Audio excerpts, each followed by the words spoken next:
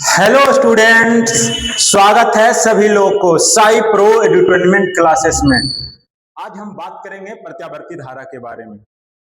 प्रत्यावर्ती धारा के बारे में आज जो टॉपिक कवर करना है वो यहाँ पर मेंशन है। प्रत्यावर्ती धारा के शिखर मान, प्रत्यावर्ती धारा के औसत मान, वर्ग माध्य मूल्य मान, एक समान चुंबकीय क्षेत्र में कुंडली, एक समान चुंबकीय क्षेत्र में कुंडली घूर्णन द्वारा उत्पन्न विद्युत वाहक बल के बारे में, इन सभी टॉपिक के बारे में आज हम लोग पढ़ेंगे यहाँ पर। तो सबसे पहले प्रत्यावर्ती धारा है क्या, ये जानेंगे। तो ना, धारा मुख्य रूप से दो प्रकार के होता है। एक होता है प्रत्यावर्ती धारा और दूसरा होता है दिष्ट धारा। बैटरी द्वारा जो धारा प्रवाहित होता है ना, उसको दिष्ट धारा बोला जाता है। और हम लोग के घर के परिपथ में जो धारा रहता है वो प्रत्यावर्ती धारा होता है। और जनरेटर द्वारा जो धारा उत्पन्न होता है उसको प्रत्यावर्ती धारा बोला जाता है। प्रत्यावर्ती धारा उसको कहते हैं जिसका मान और दिशा लगातार आवर्त रूप में बदलता है, आवर्त रूप में बदलता है, उसे प्रत्यावर्ती धारा कहते हैं।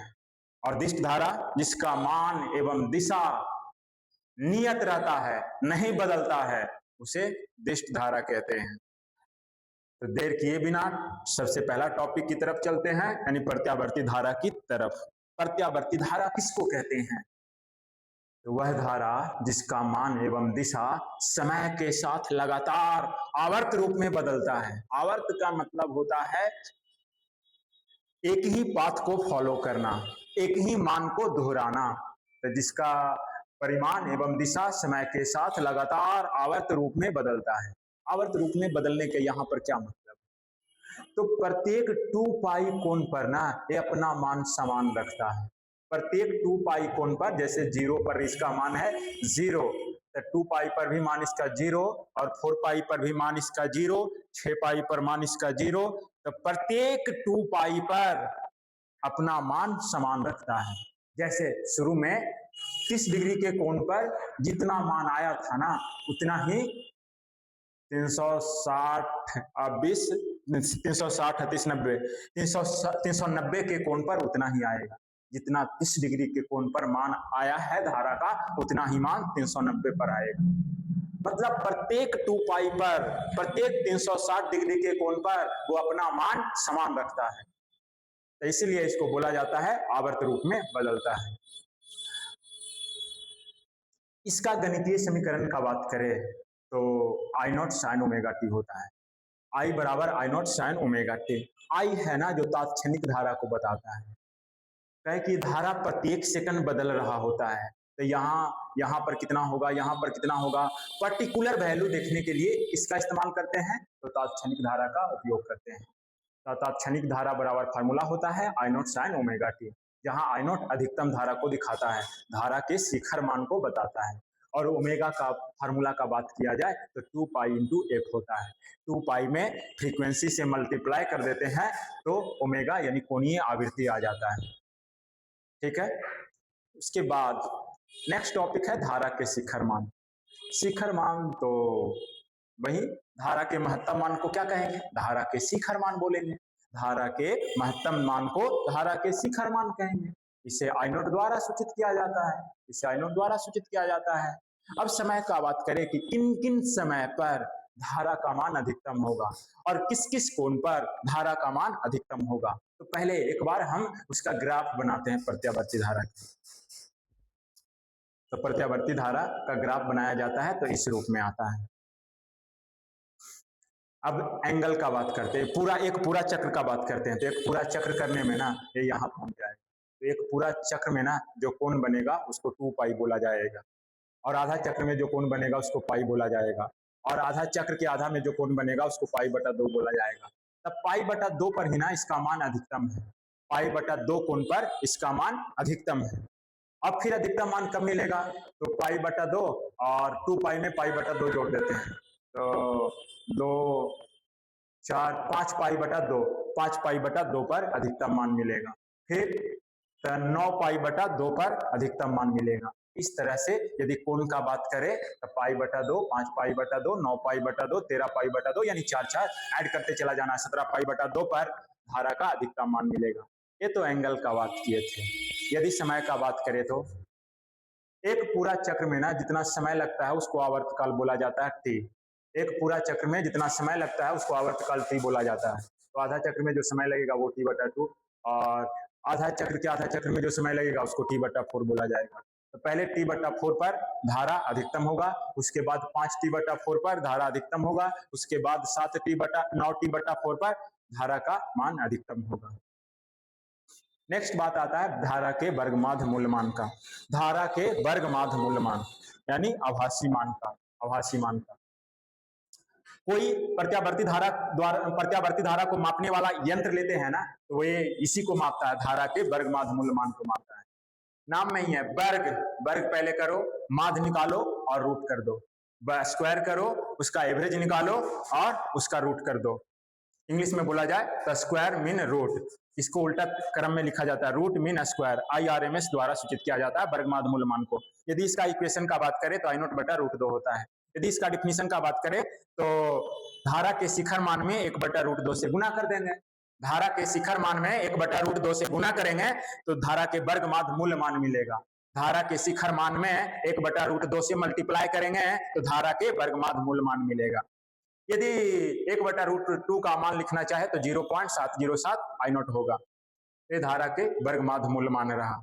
अब बात करते हैं धारा के औसत मान। औसत पहले निकालते कैसे हैं? जैसे 1 से 10 तक का नंबर दे दे, इसका औसत कितना होगा ये पूछ ले तो क्या बताएंगे? औसत निकालने का फार्मूला है 1 से लेकर के 10 तक सारे संख्या को जोड़ दो और टोटल कितना संख्या था उतना से भाग लगा दो। ऐसे ही औसत निकाला जाता है। तो यहाँ पर औसत धारा कैसे निकाला जाएगा? तो कुल आवेश बटा कुल समय से, कुल आवेश कितना हुआ है और कितना समय में वो जमा हुआ है, वो क्या तय करेगा? औसत धारा को तय करेगा। कुल आवेश और कुल समय के अनुपात को औसत धारा कहा जाता है। अब हम कुल आवेश निकालते हैं। किसी सिस्टम का कुल आवेश कैसे निकालेंगे? तो तात्क्षणिक धारा का फॉर्मूला होता है I बराबर dq बटा dt। हम यहाँ से कुल आवेश निकालना चाहते थे। dq को एक तरफ लिखे और I dt को एक तरफ कर लिए, दोनों तरफ समाकलन कर दिए और dq का समाकलन q होता है और I का वैल्यू अभी पता नहीं है तो I ही है और dt का dt है इंटीग्रेशन के भीतर। तो कुल आवेश का मान इंटीग्रेशन I इंटू dt आ गया।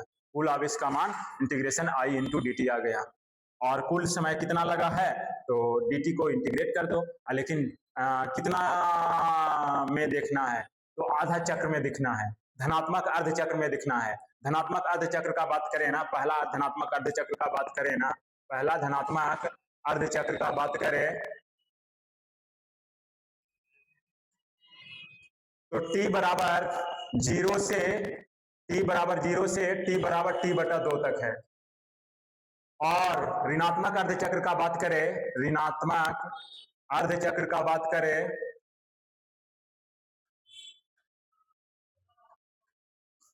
अर्धचक्र का बात करें तो समय का मान t बराबर t बटा 2 से t बराबर t बटा t बटा 2 से t बराबर t तक। ए वाला ऋणात्मक अर्धचक्र को शो करता है, ए वाला धनात्मक अर्धचक्र को शो करता है। तो हम धनात्मक अर्धचक्र के लिए देखेंगे औसत धारा, तो वो 0 से लेकर के t बटा 2 तक था, t बटा 2 तक कर दिए। इसमें भी सेम लिमिट लेना होगा 0 से t बटा 2 तक। ये आई तात्क्षणिक धारा है। तात्क्षणिक धारा का इक्वेशन ही होता है I0 sin ओमेगा t और dt का समाकलन t हो जाएगा, लिमिट पुट कर देंगे 0 से लेकर t बटा 2 तक। और बात करें जो कांस्टेंट है उसको बाहर कर लेते हैं, यानी I0 कांस्टेंट है, बाहर कर लिए, sin ओमेगा t का इंटीग्रेशन हो जाता है माइनस कॉस ओमेगा टी और बटा में ओमेगा, लिमिट 0 से t बटा 2 तक। और यहाँ पर लिमिट पहले ऊपर वाला पुट कर दिया जाता है, बीच में माइनस, फिर नीचे वाला लिमिट पुट किया जाता है तो t बटा 2 माइनस 0 हो जाएगा है। फिर उसके बाद I0 का I0 और इसका समाकलन तो ये वाला लिखा ही गया और t बटा 2 का t बटा 2। अब यहाँ पर भी लिमिट पुट किया जाएगा, ओमेगा को आगे कर लो, तो ओमेगा को आगे करने के क्रम में माइनस 2 I0 बटा ओमेगा टी हो जाएगा और ब्रैकेट पहले ए वाला लिमिट टी के जगह ए वाला लिमिट पुट करेंगे और माइनस में फिर टी के जगह ए वाला 0 पुट करेंगे, कर दिए। यहाँ पर ओमेगा का वैल्यू 2π/t और t/2 पहले से था, t से t और 2 से 2 कैंसिल। यहाँ पर ओमेगा में 0 से मल्टीप्लाई करेंगे तो 0, cos पाई का मान -1, cos 0 का मान 1, -1 -1 -2 हो गया, -2 और माइनस +2 हो जाएगा, यानी 2I0/पाई हो जाएगा। धनात्मक अर्धचक्र में धारा का औसत मान 2I0/पाई आया, 2I0/पाई आया। ऋणात्मक अर्धचक्र में धारा का औसत मान तो -2I0/पाई आ जाएगा। एक पूर्ण चक्र में धारा का औसत मान तो दोनों को ऐड कर दो, मतलब आ जाएगा 0। तो एक पूर्ण चक्र में धारा का औसत मान 0 होता है।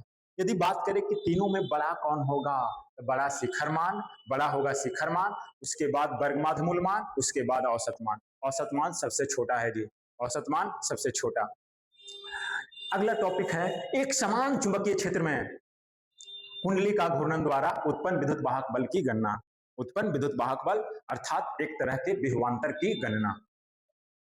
ठीक है, ये जस्ट लाइक मोटर द्वारा जो विभवांतर उत्पन्न होता है, सॉरी जनरेटर द्वारा जो विभवांतर उत्पन्न होता है, उसी को हम लोग कैलकुलेट करेंगे कि वो विभवांतर किन किन बातों पर निर्भर करेगा और कितना होगा, ये कैलकुलेट करेंगे हम। तो सबसे पहले हम बता चुके हैं कि चुंबकीय क्षेत्र में यदि कुंडली गति करता है, चुंबकीय क्षेत्र में, बदलते हुए चुंबकीय क्षेत्र में कुंडली गति करता है, तो उस कुंडली में कुंडली के सिरों के बीच विभवांतर बनता है, विद्युत वाहक बल बनता है, वही है वो धारा प्रेरित करता है, जिसकी वजह से जनरेटर द्वारा हम लोग बल्ब और जलाने का काम करते हैं। तो वो बनता कैसे है, जरा इसके बारे में समझते हैं। एक सबसे पहले N और एक S ध्रुव वाला चुंबक ले लेते हैं। ये ध्रुव पर अवतल होता है, ये ध्रुव पर अवतल होता है, अवतल यानी धंसा हुआ होता है। इसके बीच में आयताकार कुंडली ले लेते हैं, आयताकार कुंडली ले लेते हैं। ये चुंबक द्वारा चुंबकीय क्षेत्र बनेगा। चुंबकीय क्षेत्र रेखाएं की दिशा उत्तरी ध्रुव से लेकर के दक्षिणी ध्रुव की ओर होता है, उत्तरी ध्रुव से निकलता है और दक्षिणी ध्रुव में प्रवेश करता है, मतलब चुंबकीय क्षेत्र की दिशा इधर से इधर की तरफ है। कुंडली को अब घुमाया जाएगा, कुंडली को अब घुमाया जाएगा। जैसे ही घुमाएंगे ना, तो जब कुंडली ना एकदम सीधा हो जाए, ऐसे एक कुंडली ऐसे हो जाए, सीधा हो जाए, तो कुल चुंबकीय क्षेत्र रेखाएं कुंडली से होकर पास करेगा, कुल चुंबकीय क्षेत्र रेखाएं कुंडली से पास करेगा, तो इस समय जो फ्लक्स होगा अधिकतम होगा। और फिर जब एक कुंडली ऐसे हो जाए, इस तरह से हो जाए, तो चुंबकीय क्षेत्र रेखाएं पास नहीं करेगा, यानी फ्लक्स 0 होगा। एक फ्लक्स में जो परिवर्तन होता है ना, चुंबकीय फ्लक्स में परिवर्तन होता है ना, उसी कारण से विद्युत वाहक बल बनता है। इसमें फ्लक्स में परिवर्तन होने के कारण इसके सिरों के बीच विभवांतर आरोपित हो जाता है। उसी का वैल्यू कैलकुलेट करना है हमें, उसी का वैल्यू कैलकुलेट करके लाना है। चलिए इसके बारे में थोड़ा सा समझ लेते हैं। और जब कुंडली को शक्तिशाली चुंबक के बीच रखकर घुमाया जाता है, तब चुंबक एवं कुंडली के बीच सापेक्षिक गति के कारण कुंडली में विद्युत वाहक बल बनता है। इसकी परिमाण एवं दिशा लगातार बदलते रहती है। अब इसके बारे में व्यंजक निकालना है, तो इसके बारे में मानना पड़ता है।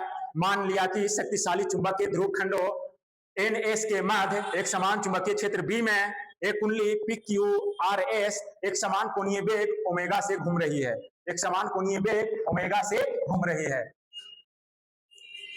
किसी क्षण T पर कुंडली का सतह चुंबकीय क्षेत्र के साथ थीटा कोण बनाता है। किसी क्षण T पर कुंडली के सतह चुंबकीय क्षेत्र के साथ थीटा कोण बनाता है। जैसा कि चुंबकीय क्षेत्र रेखाओं की दिशा इधर की तरफ है, कुंडली घूम करके कुछ ऐसा हो गया, तिरछा हो गया है, ऐसे ए वाला प्लेन में आ गया है, ऐसा प्लेन में आ गया है। तो प्लेन में आ गया है, तो चुंबकीय क्षेत्र का चुंबकीय कुंडली के सतह का क्षेत्रफल है, उसकी दिशा लंबवत बाहर की तरफ होगा। यदि तिरछा है तो लंबवत बाहर की तरफ होगा। और चुंबकीय क्षेत्र की दिशा है, ए वाला चुंबकीय कुंडली है उसके सतह की दिशा है, ठीक है। चुंबकीय क्षेत्र की दिशा एकदम सीधा समांतर है, इसके सीधा समांतर है, ऐसे समांतर है। और इसके सतह के क्षेत्रफल का दिशा ऐसे हो जाएगा, ऐसे हो जाएगा। और चुंबकीय सतह का क्षेत्रफल की दिशा ऐसे हो जाएगा, और चुंबकीय क्षेत्र की दिशा है वो ऐसे होगा, इस तरह से होगा, इस तरह से होगा। इसके बीच में कुछ कोण बनेगा, थीटा कोण बनेगा, वो थीटा कोण को ही दिखाया जा रहा है यहाँ पर। ठीक है, तब इसके लिए हम व्यंजक बनाएंगे। तो सबसे पहले कोणीय वेग का फार्मूला होता है कोणीय विस्थापन बटा समय, यानी कोण बटा समय, कोणीय वेग बराबर कोण बटा समय। कोण निकालना चाहे तो ओमेगा इंटू टी हो जाएगा, ओमेगा इंटू टी हो जाएगा। कुंडली से पास होने वाले चुंबकीय फ्लक्स, फ्लक्स का फार्मूला होता है B vector dot A vector. यदि इसको अदिश फॉर्मेट में लिखे तो बी ए कॉस थीटा लिखा जाएगा, थीटा का वैल्यू ओमेगा टी, फाई बराबर बी ए ओमेगा टी हो गया। ई बराबर फैराडे के नियम के अनुसार विद्युत वाहक बल का इक्वेशन होता है माइनस डी फाई बटा डी टी। फाई का वैल्यू है जी बी ए कॉस ओमेगा टी। यहाँ से बी ए जो कांस्टेंट है उसको बाहर कर लिए और जो वेरिएबल है बदलने वाला है उसको अंदर ही छोड़े। कॉस ओमेगा टी का डिफरेंशिएशन होता है माइनस साइन ओमेगा टी, और टी के बगल में जिसके रिस्पेक्ट में करने जा रहे होते हैं डिफरेंशिएशन उसके बगल वाले कांस्टेंट से मल्टीप्लाई कर दिया जाता है। तो माइनस गुना माइनस हो जाएगा प्लस, और ओमेगा को आगे ले आते हैं तो बी ए ओमेगा साइन ओमेगा टी। यदि कुंडली में एन फेरा है तो एन से मल्टीप्लाई हो जाएगा, एन फेरा है तो एन से मल्टीप्लाई हो जाएगा। और ये पूरा का बात करें ना, ये पूरा बता रहा है, ये पूरा बता रहा है विद्युत वाहक बल के अधिकतम मान को, विद्युत वाहक बल के शिखर मान को बताता है। ई नोट है कि विद्युत वाहक बल के शिखर मान को बताता है, विद्युत वाहक बल के शिखर मान को बताता है ई नोट।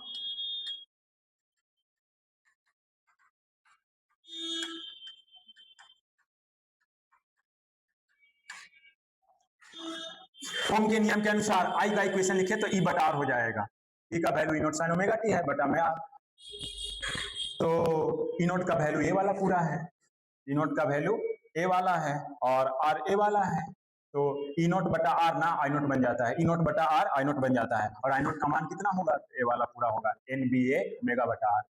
यानी विद्युत वाहक बल किन किन बातों पर निर्भर करता है, तो कुंडली में फेरों की संख्या पर, चुंबकीय क्षेत्र पर, कुंडली के क्षेत्रफल पर, कुंडली के कोणीय वेग पर, और समय पर, कितना समय तक चलते रहा है, इन बातों पर निर्भर करता है। यदि विद्युत वाहक बल के मान को बढ़ाना है, विभवांतर ज्यादा बनाना है, तो कुंडली में फेरों की संख्या ज्यादा लेना पड़ेगा, ज्यादा शक्तिशाली चुंबक लेना पड़ेगा, और कुंडली का क्षेत्रफल भी ज्यादा लेना होगा, और तेजी से घुमाया भी जाना होगा, और समय भी ज्यादा लेना होगा। इस चीजों को बदल करके विद्युत वाहक बल को बढ़ाया या घटाया जा सकता है। धन्यवाद।